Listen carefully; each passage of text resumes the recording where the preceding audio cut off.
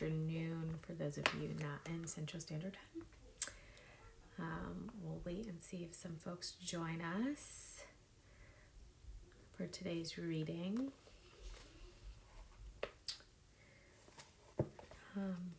Hi y'all, thanks for joining. For those of you coming in, we are doing 3 days of readings from Hood Feminism by Mikki Kendall. And on Thursday, I'll be live with Mikki for a live Q&A. So as you're coming in, as you're listening, if you have questions, you can submit questions to our Instagram, or you can submit questions to us via email at emilytaylorcenter@ku.edu. Hello everyone.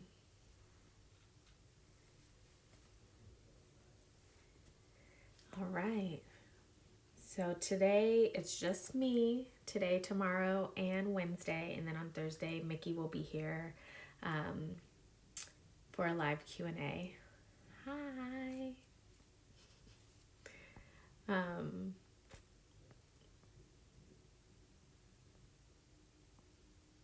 Cool.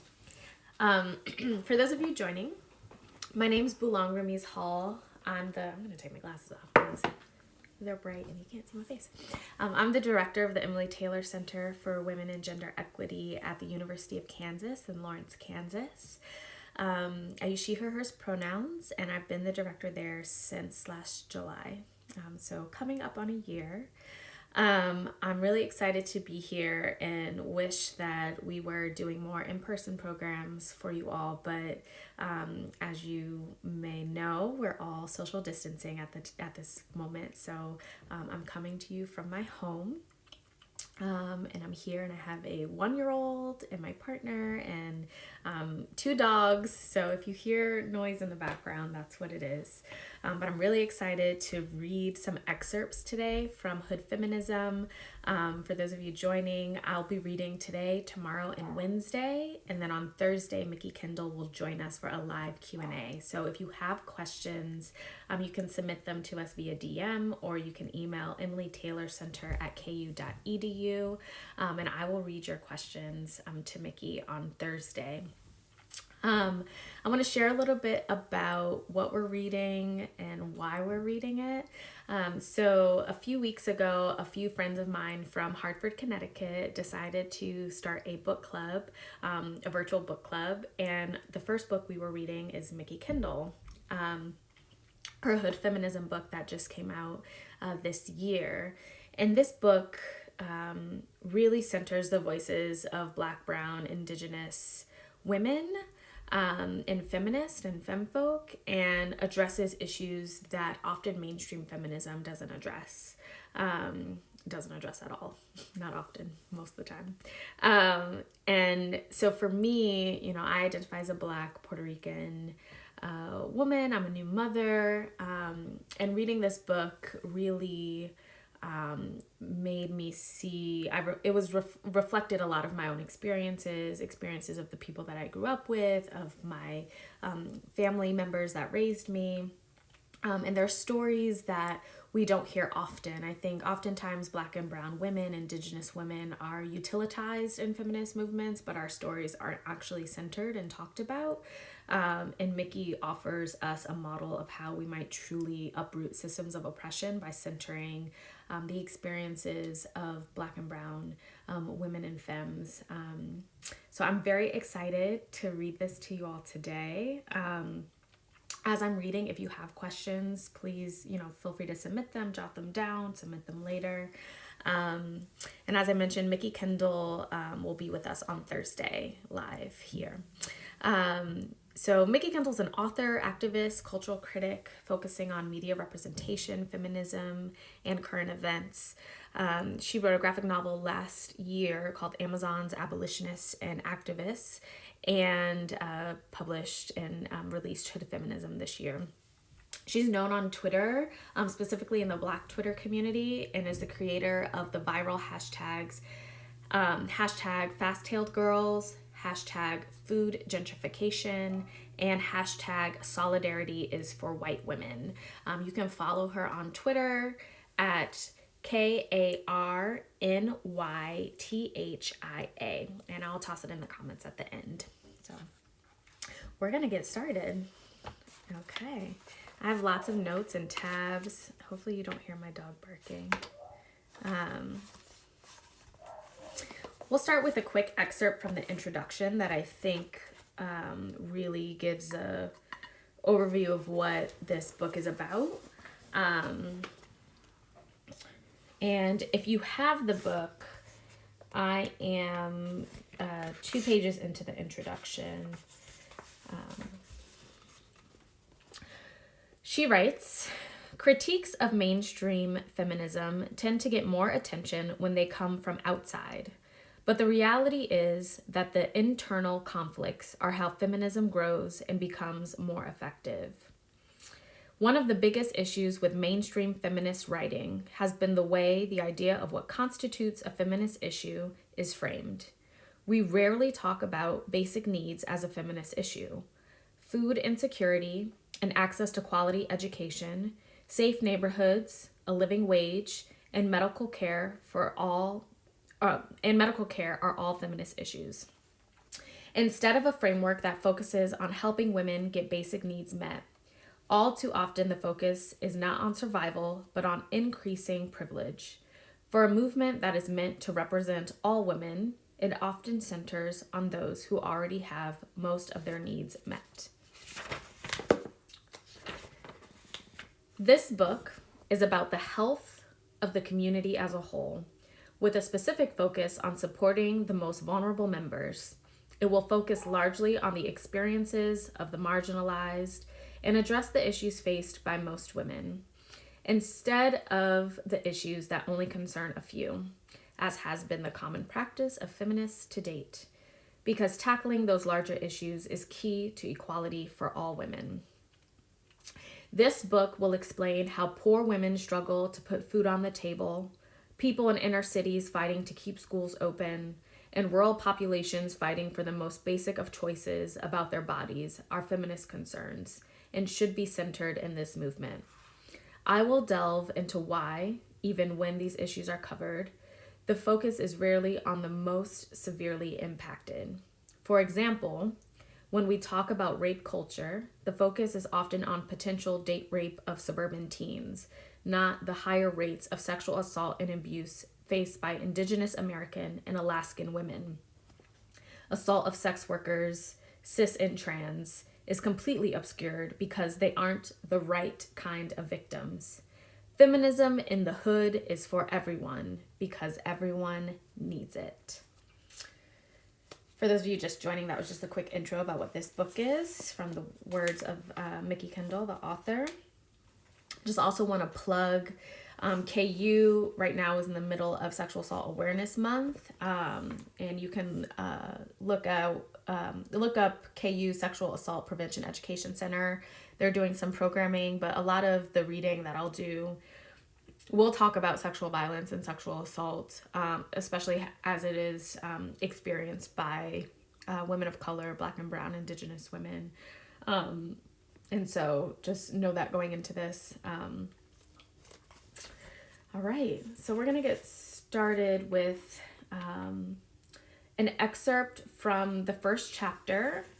This is the first time we're doing this, so I'm going to try a structure and we'll see how it goes, where I'm just going to read.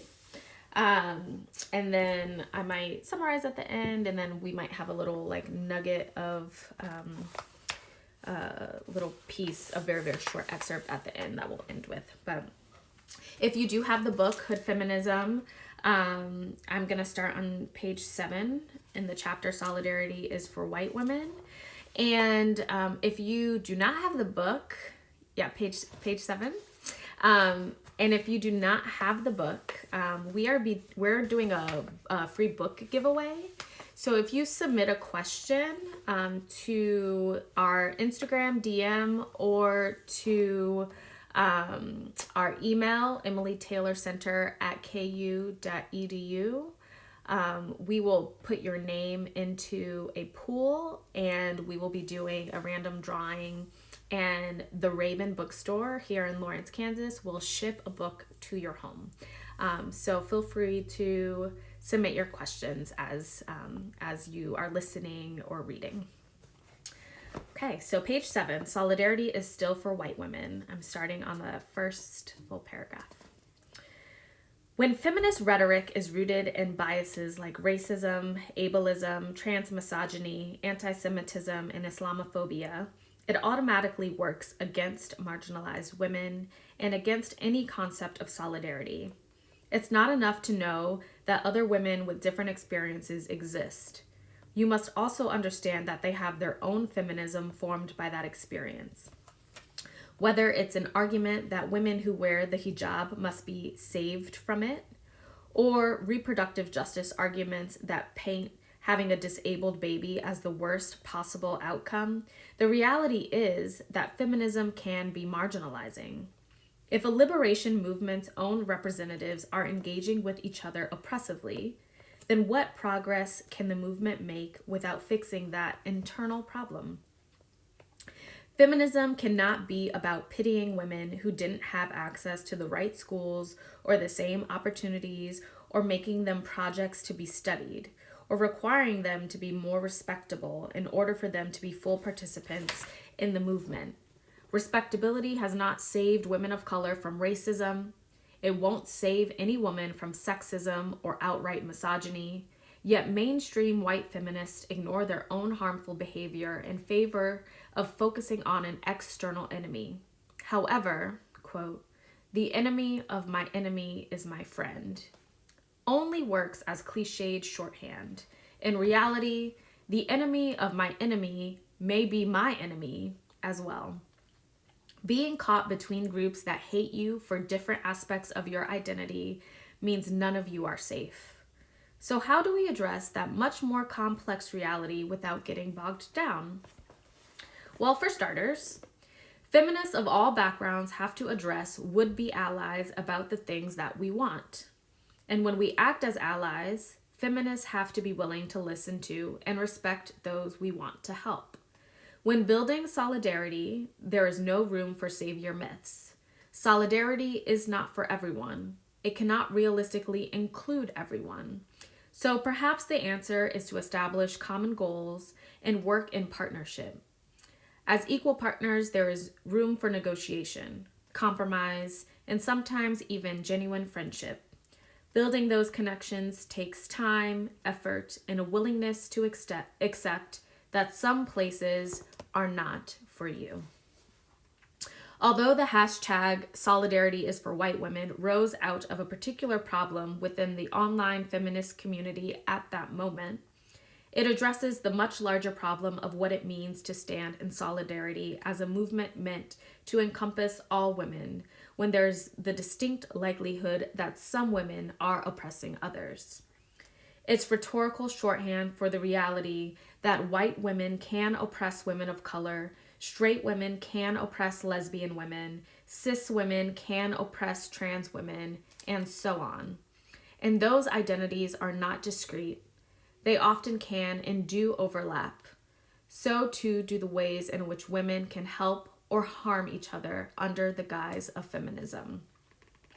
There is a tendency to debate who is a quote-unquote real feminist based on political leanings, background, actions, or even the kinds of media created and consumed.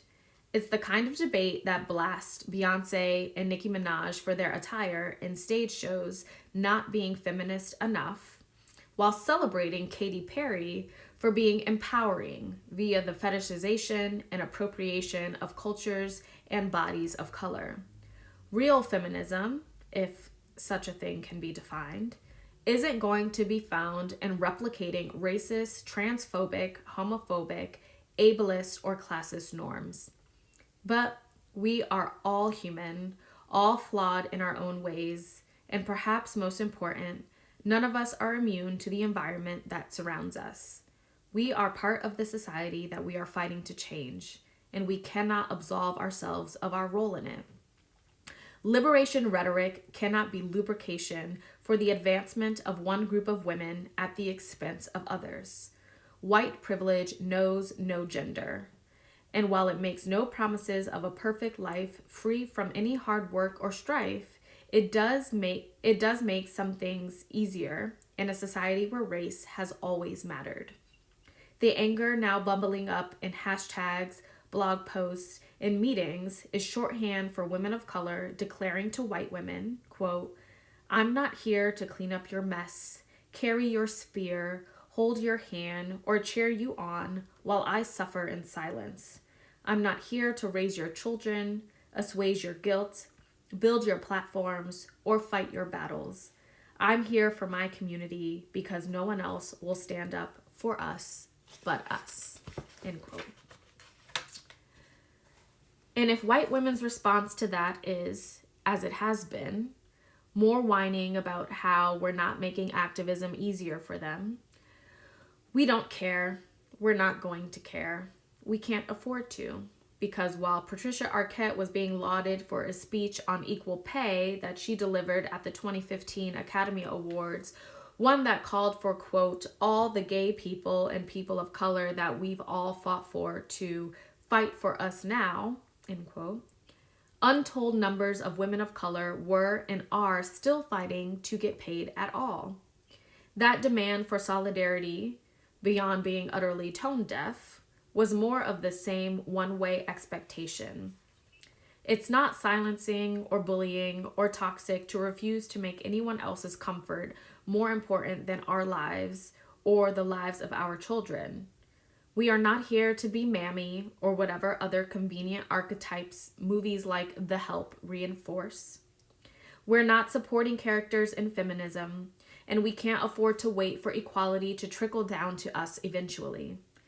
We can't afford to believe that helping white women achieve parity with white men means that someday white mainstream feminist ideals will reflect our needs.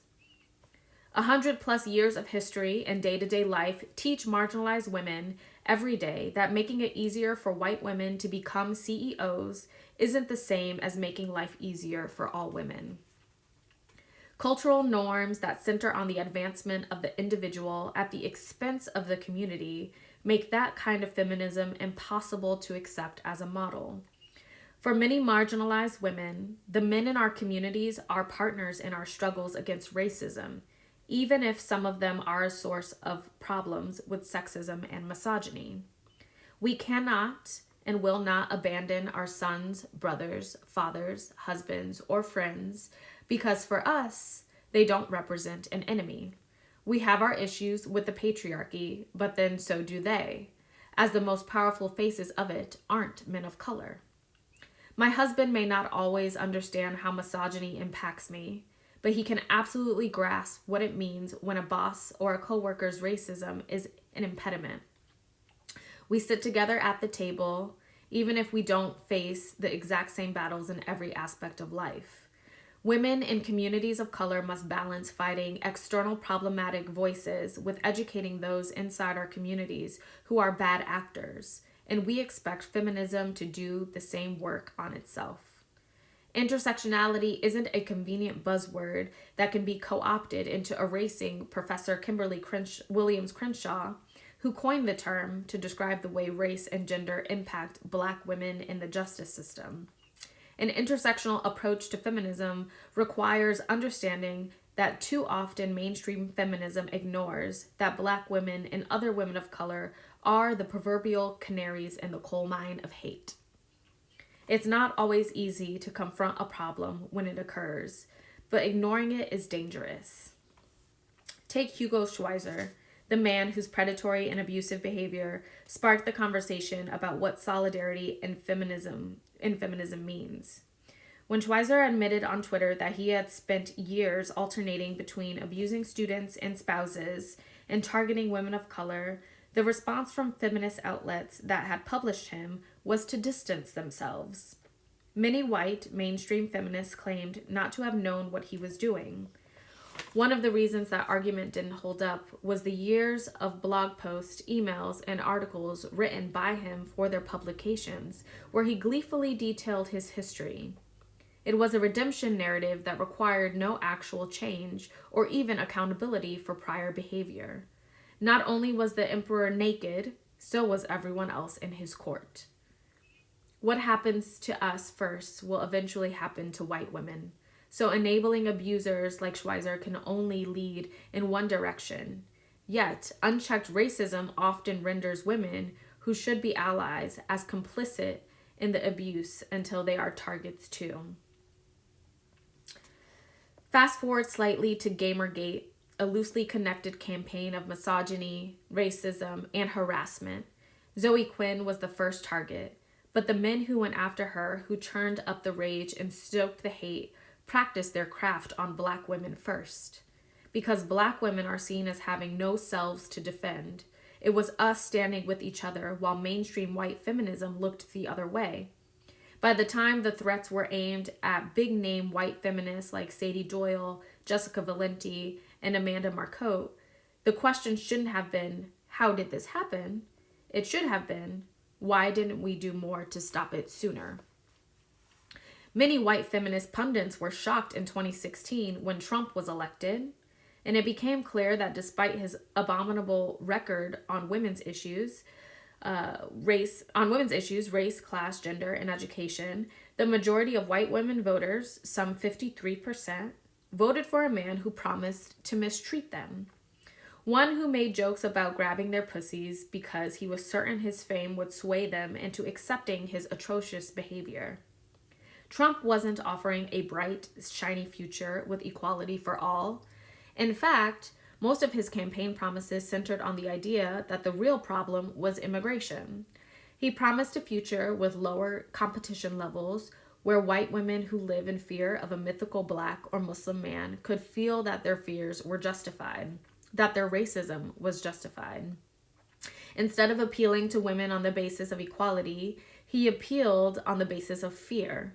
And for many white feminists, they were shocked to discover that the solidarity they had never offered wasn't available to them either. The shock that 53% of white women voted for Trump was sadly hilarious. It turned out that even among white women, solidarity was only for some of them. For women of color, especially Black women, it wasn't a surprise. It was the same racism we had always seen masked as feminism playing out in real time. Feminism that could ignore police brutally killing women of color, that could ignore the steady disenfranchisement and abuse in local and national politics of some women based on race and religion, wasn't about equality or equity for all women. It was about benefiting white women at the expense of all others. There was a sense that when the targets of oppression weren't white, it was fine to vote based on quote-unquote economic distress and not solidarity with other women. Only, it turned out that the policies that followed have so far served to increase that distress, disadvantaging everyone who isn't a rich white male. When I first met the writer Gail Simone, I made her gluten-free triple chocolate cupcakes as a gift. While we were talking that day, she asked if I was interested in writing comics. The comics industry is a white, male-dominated space, and Gail could have treated the niche she has carved out for herself as something to defend from other women. Instead, when I said yes, she went out of her way to help me get into the industry. I've since learned that she does this pretty often. She knows she has power and privilege, and she uses it to help others whenever she can. Sometimes being a good ally is about opening the door for someone instead of insisting that your voice is the only one that matters. Gail's a great writer and editor. She pushed back against a misogynistic trope of killing women in comics to further the stories of male heroes. She started out as a hairdresser and probably fails to meet someone's definition of respectable every day. She's doing the work, though, and changing the way an industry functions for women and with women, one book at a time. Sometimes solidarity is just that simple. Step up, reach back, and keep pushing forward. And that's the end of the first chapter. So I really love the way that she lays out how mainstream feminism has essentially failed many of us, mostly women of color, but I think we could say all of us in some ways. But then also offers at the end examples of how solidarity could look, right? It could look like stepping up and reaching back.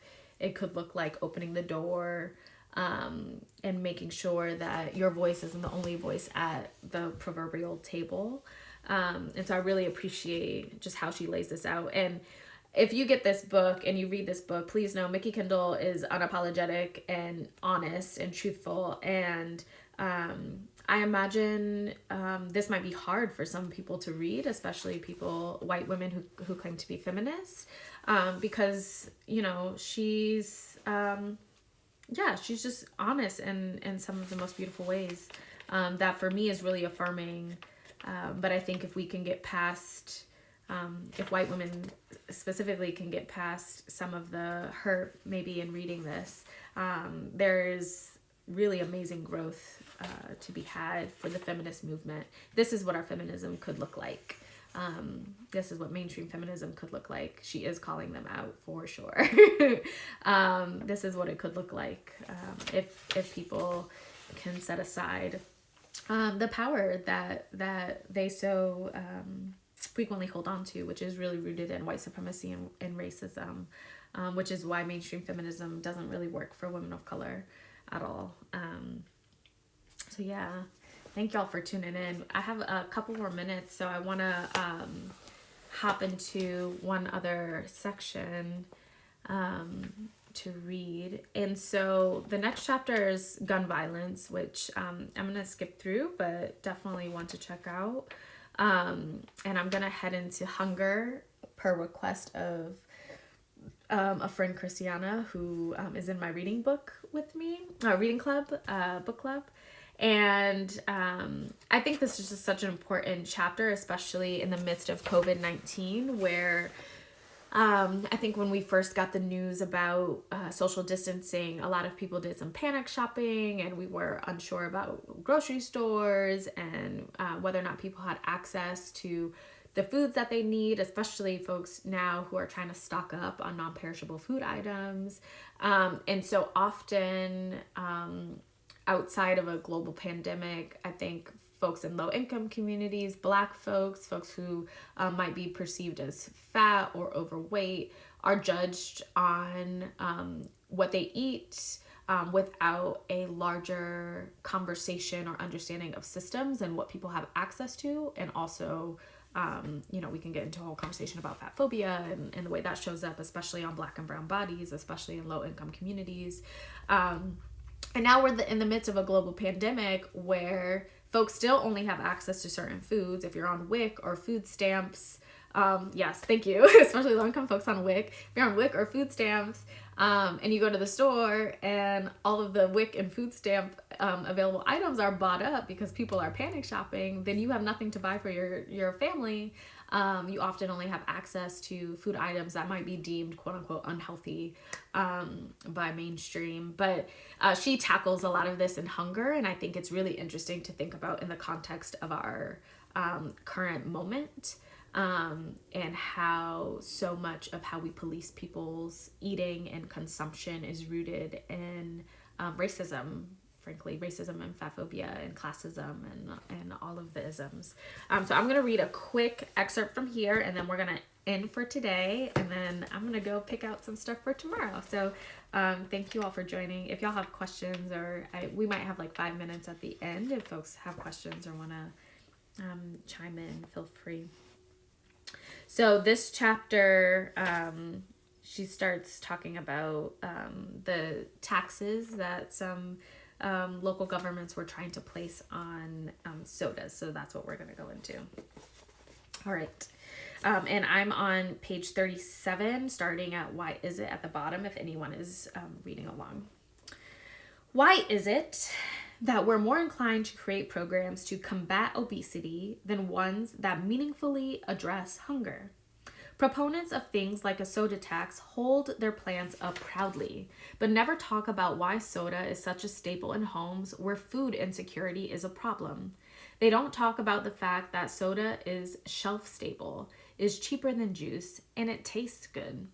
They don't consider the fact that low-income consumers don't have to worry about it going bad, about it containing mold like Capri Sun products did before their most recent packaging changes, or fungus like some orange juice brands did before the FDA increased testing. And they would never acknowledge that consumers don't have to worry about soda manufacturers facing the same risk of lead-tainted water like residents in Flint, Chicago, and so many other cities, because those companies can and do buy the filtration systems needed for clean water and creating their products in any setting. Instead, proponents of policies like soda taxes insist it is about health, and they point to dubious claims that obesity is a disease that can be cured by taxing sodas. Messages declaring, quote, soda is so bad for children, play out with images of kids going to a soda machine and receiving diabetes instead of a ginger ale. If sugar was a toxic chemical guaranteed to bring about illness in all who consumed it, then these images might make sense. But the hyperbolic assertions that obesity can be cured by taxing soda ignore studies published by the Centers for Disease Control and Prevention that prove that numbers on a scale have very little to do with health outcomes. Politicians use fat phobia and make obesity a scapegoat to deflect attention away from the policies that have adversely affected the health of low-income communities. Fitness is a much better measure of health, and one that requires a multi-pronged approach that's much more labor-intensive than a tax. It includes children having access not just to recess at school, but to safe neighborhoods where playing outside doesn't put them at a greater risk of violence. It requires them to have access to food on a regular basis. Research shows that things like exercise, fresh produce, clean water, clean air, and access to health care are all major factors in good health. Midnight basketball and other after-school, weekend, and summer programs didn't just reduce violence by giving at-risk youth an outlet. They also created patterns of healthy behavior. They made it easier for families to be active and to feel comfortable sending their kids to play outside without fear.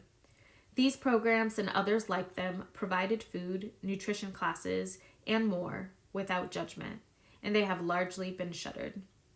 In the end, soda taxes have very little to do with health.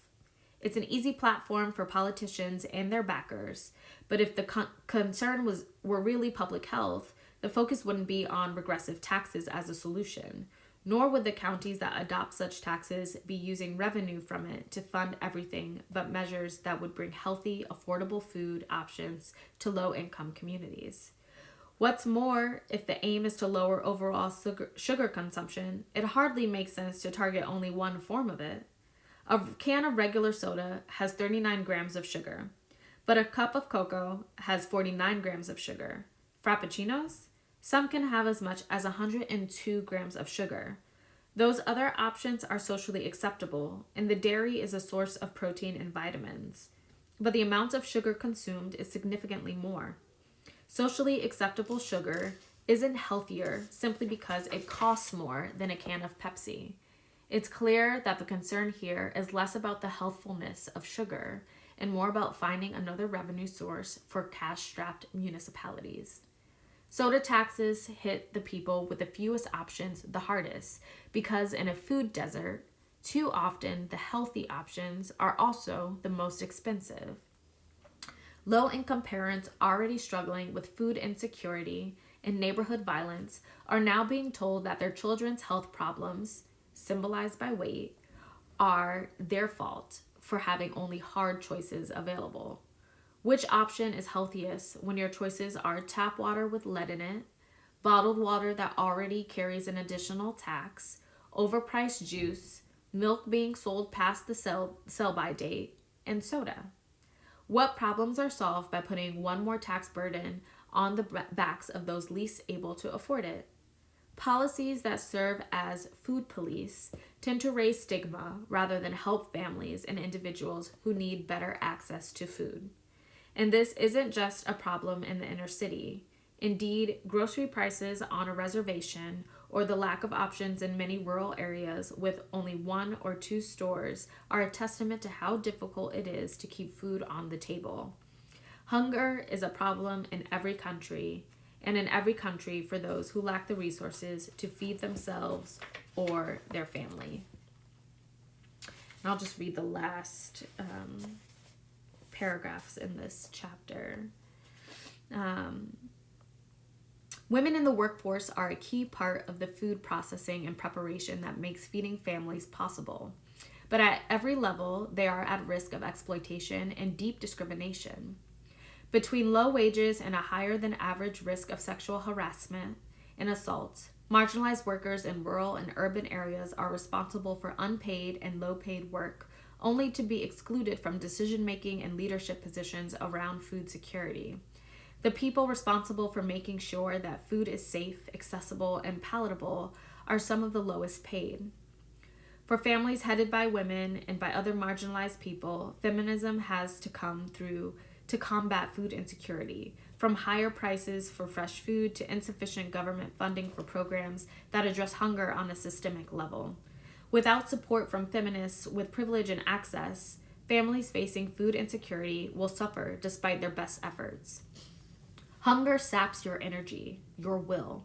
It eats up the space that you might have used to achieve with the need to survive. As feminist issues go, there is none that span more women and their families than this one. Food is a human right. Access to adequate food and nutrition allows communities to thrive. It allows women to fight for all their rights. Food security allows for marginalized women's participation in political and other organizational spaces, key for defending their interests against other forms of structural oppression. Bringing about feminist changes will only be truly possible if mainstream feminism works to combat discrimination in all its forms, from gender to class to race. True equity starts with ensuring that everyone has access to the most basic of needs. And that's the end of the hunger chapter. I encourage you all, if you can, go back and read the whole thing.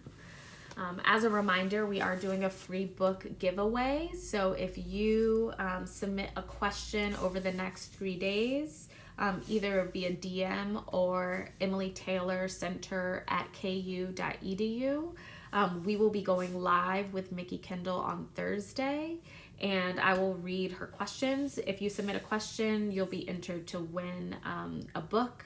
And The Raven, which is a local bookstore here in Lawrence, Kansas, will be shipping a copy of Hood Feminism to your home or wherever it is you might be currently, hopefully social distancing with all of us. Thank you all so much for tuning in, and really just want to remind everyone to take care of yourselves, but also making sure you're taking care of your community. There are a lot of people who don't have access to food, money, their basic needs and resources, especially during this global pandemic. So if you have access to look up any mutual aid networks that might be in your hometown, your city, your state, and give to organizers on the ground who are trying to make sure that people have their resources. That is a feminist praxis that you can enroll in today. And so look up those mutual aid networks, see what your community is needing and asking for, who is most marginalized around you, and what resources might you be able to provide. So thank y'all so much for tuning in. We will be back tomorrow at 11:30 Central Standard Time with a few more excerpts from Mickey Kendall's Hood Feminism. If you have any questions, feel free to hop in the DMs. Once again, my name is Bulaong Ramiz-Hall, Director of the Emily Taylor Center for Women and Gender Equity, and I'll see y'all tomorrow. Bye.